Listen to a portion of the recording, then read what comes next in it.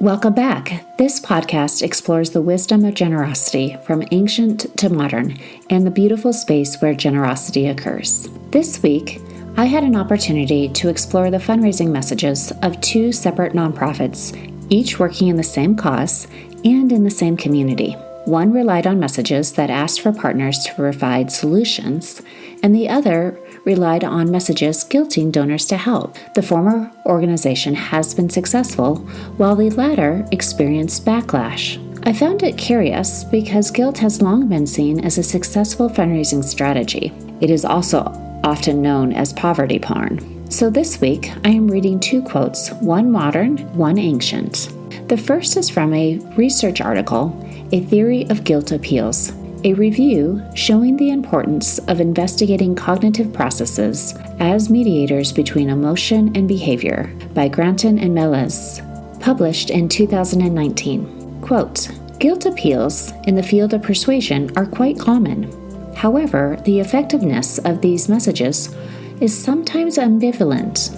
It is widely acknowledged that guilt leads people to engage into prosocial behaviors. But the effects of guilt can also be counterproductive. The authors go on to say, it therefore seems that guilt does not act as a universal trigger for restorative actions, for example, giving. Coulter and Pinto suggested the existence of an inverted U curve describing the influence of guilt on persuasive messages.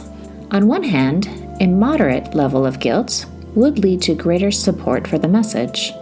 On the other hand, a high level of guilt would likely cause a rejection of the persuasive message. Other studies showed that guilt appeals in mass media campaign can be counterproductive. These results are consistent with a meta-analysis conducted by O'Keefe suggesting a nonlinear relationship between the level of guilt expressed and the persuasive effect of the message.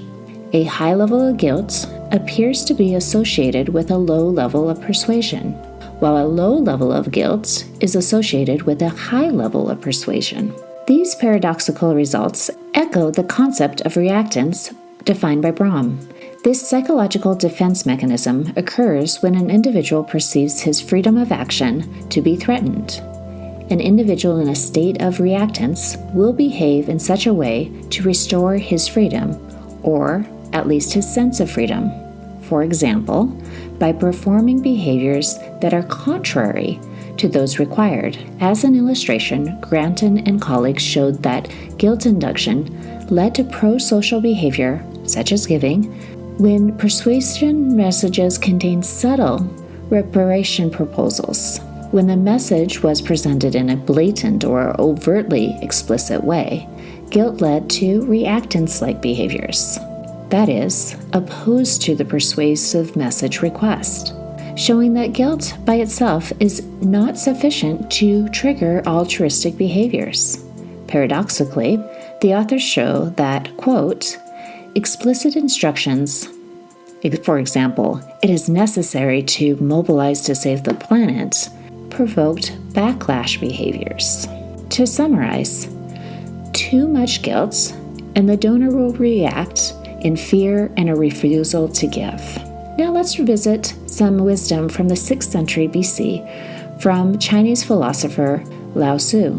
Quote, be careful what you water your dreams with. Water them with worry and fear, and you will produce weeds that choke life from your dream. Water them with optimism and solutions, and you will cultivate success. Always be on the lookout for ways to turn a problem into an opportunity for success. Always be on the lookout for ways to nurture your dream. Unquote. When I place this modern and ancient wisdom together, it is clear why these nonprofits were experiencing such different reactions from donors.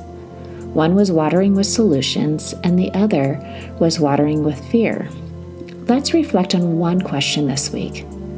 With what are you watering the messages to your donors? Share this podcast if you enjoy these 5-minute reflections, and subscribe to receive these reflections released every Monday. To explore fundraising coaching deeper, visit servingnonprofits.com. See you next week.